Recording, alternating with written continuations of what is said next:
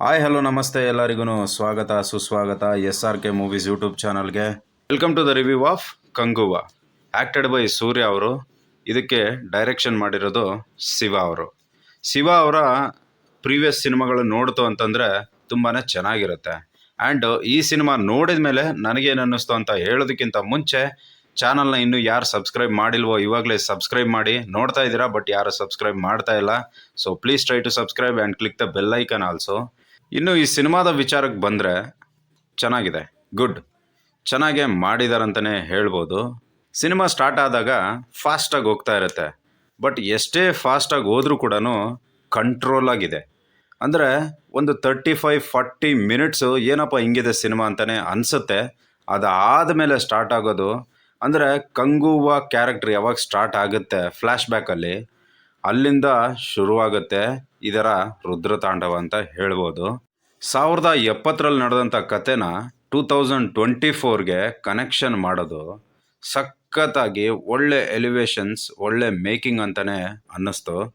1970ರಲ್ಲಿ ಇದ್ದಂತಹ ಟ್ರೈಬ್ಸ್ಗಳಾಗಿರ್ಬೋದು, ಸಮುದಾಯಗಳಾಗಿರ್ಬೋದು, ಯಾವ ಥರ ಬದುಕ್ತಿದ್ರು ಆ್ಯಂಡ್ ಯಾವ ಥರ ಯುದ್ಧಗಳನ್ನು ಮಾಡ್ತಾಯಿದ್ರು, ಅದಕ್ಕೆ ಲೀಡರ್ಶಿಪ್ ಹೇಗಿರ್ತಿತ್ತು ಅನ್ನೋದನ್ನು ಈ ಸಿನಿಮಾದಲ್ಲಿ ಅಚ್ಚುಕಟ್ಟಾಗಿ ಪ್ರೆಸೆಂಟೇಷನ್ ಮಾಡಿದ್ದಾರೆ ನಮ್ಮ ಡೈರೆಕ್ಟರ್ ಶಿವ ಅವರು. ಇನ್ನು ಈ ಸಿನಿಮಾದಲ್ಲಿ ನನಗೇನು ಇಷ್ಟ ಆಯಿತು ಅಂತ ಹೇಳೋದಂದರೆ ಆ್ಯಕ್ಷನ್ ಸೀಕ್ವೆನ್ಸ್ಗಳು ಸಕ್ಕತ್ತಾಗಿದೆ. ಒಳ್ಳೊಳ್ಳೆ ಸ್ಟಂಟ್ಗಳು, ಫ್ರೆಶ್ ಸ್ಟಂಟ್ಗಳಂತಲೇ ಹೇಳ್ಬೋದು.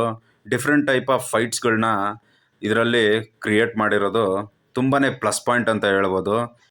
ಎಸ್ಪೆಷಲಿ ಕಂಗುವ ಕ್ಯಾರೆಕ್ಟ್ರಲ್ಲಿ ಸೂರ್ಯ ಅವರ ಬಲಗೈಯಲ್ಲಿ ಆ ಚುಕ್ಕೆ ಚುಕ್ಕೆ ಬೊಬ್ಬೆ ಥರ ಬಂದಿರೋ ಮೇಕಪ್ ಅಂತೂ ಎಕ್ಸ್ಟ್ರಾಡಿನರಿ ಅಂತಲೇ ಅನಿಸುತ್ತೆ.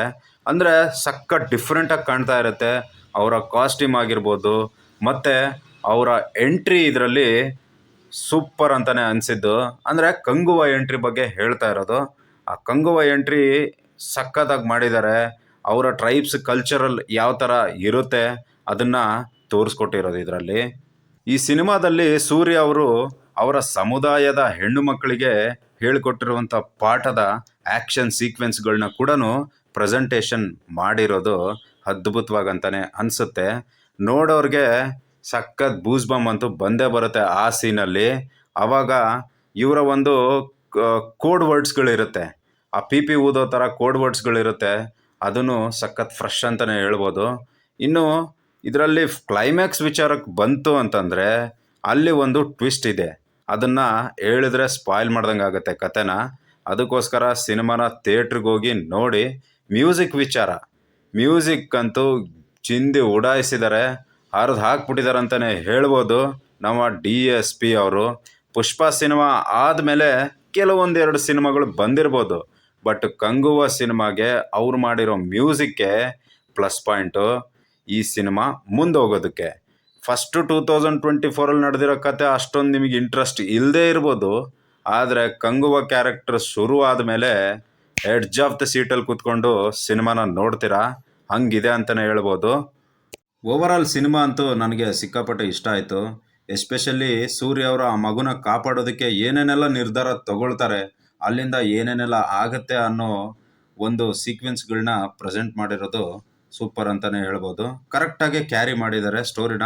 ಸಿನಿಮಾ ನೋಡಿದ ಮೇಲೆ ನಿಮಗೇನು ಅನ್ನಿಸ್ತು ಅಂತ ಕಾಮೆಂಟಲ್ಲಿ ತಿಳಿಸೋದನ್ನು ಮರಿಲೇಬೇಡಿ. ಸಿಗೋಣ ನೆಕ್ಸ್ಟ್ ವಿಡಿಯೋದಲ್ಲಿ. Thank you, bye.